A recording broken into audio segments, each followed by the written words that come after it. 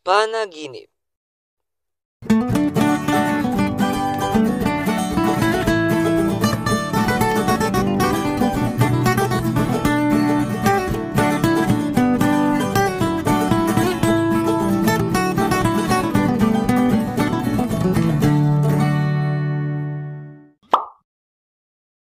Alam ko maraming makaka-relate dito sa video na to. Kasi alam ko lahat tayo naranasan ng managinip. Yung iba nga dyan nananaginip ng gising haha. Sino dito sa inyo ang nananaginip na tumatay? Oops, pasintabi sa mga kumakain. Nabiktima na ba kayo nito? Yung natatay ka sa panaginip mo tapos yung nairin mo na, nagising ka sa katotohanan na panaginip lang pala yun. Dahil natay ka talaga ng paggising mo. Naranasan ko yan nung bata ako Kaya kayo pag natatay kayo sa panaginip nyo or wag nyo nang ituloy. Sobrang tagal na nito at isa talaga to sa hindi ko malilimutan na panaginip. Sino dito sa inyo nakapag-swimming na sa panaginip? Tuwing summer dati, lagi kami nagsiswimming ng pamilya ko. At kapag atat na atat ka na sa araw ng swimming nyo, minsan napapanaginipan ko na nagsiswimming ako. Madaming beses na napanaginipan ko to. At yung isa dyan, pinulikat yung isang paa ko. Hindi ko alam ang gagawin ko noon dahil walang katao-tao sa paligid at ako lang ang tanging nagsiswimming, as in ako lang. Kaya yung nalunod ako, bigla akong nagising sa katotohanan. Grabe pa naman kaba ko nun. Kala ko mamamatay na ako Napapanaginipan nyo din ba yung mga nilalaro nyo?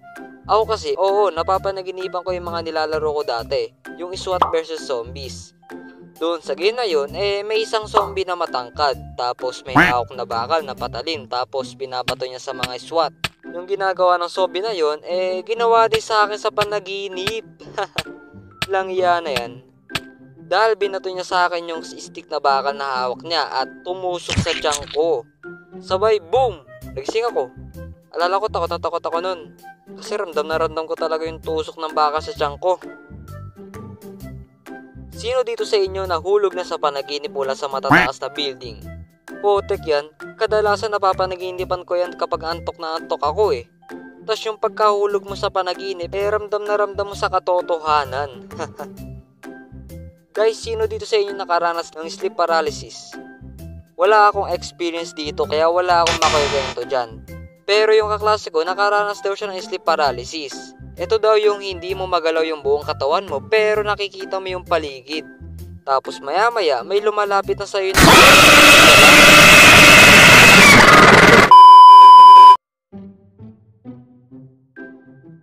Sino dito sa inyo nakaranas ng sleepwalking?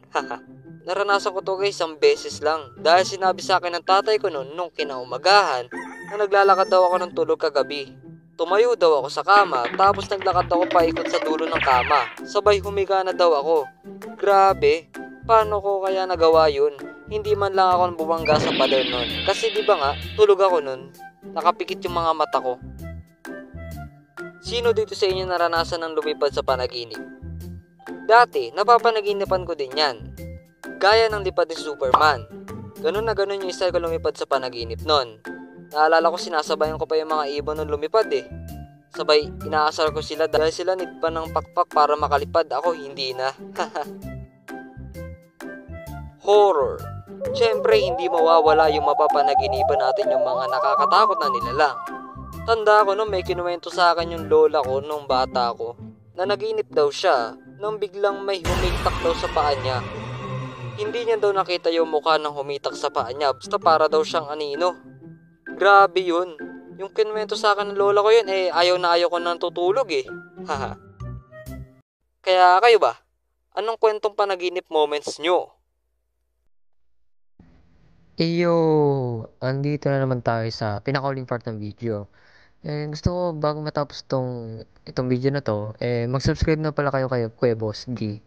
Napakabilis niya mag-animate at ayun yun, para mas mabilis siya mag-animate. Subscribe niyo yung channel niya para makahit na siya ng 10k subscribers. Ayun lang. So, ayun na nga, Happy New Year sa inyo lahat. At ayun na nga, sakto.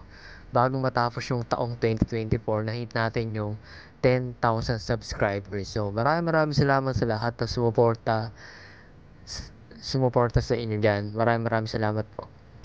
Hindi ko alam talaga yung nararamdaman ko ngayon sa sobrang saya. Kaya maraming salamat po. So, ayun lang. Kita-kits sa next video. At so, bala ko din pala gumawa ng part 3 sa Gagamba series natin. So, di ko na ako next upload na or next month. Di ko alam. Basta pag-isipan ko. Mabalita ko na kayo or surprise ko na kayo. Kasi, napakahirap na ng kwento ng gagamba ko ngayon, napakahirap na. So, dami ng fighting scenes, ganun. So, ayun na nga. Maraming salamat sa panonood and kita-kits sa next video. Yun lang. Bye-bye.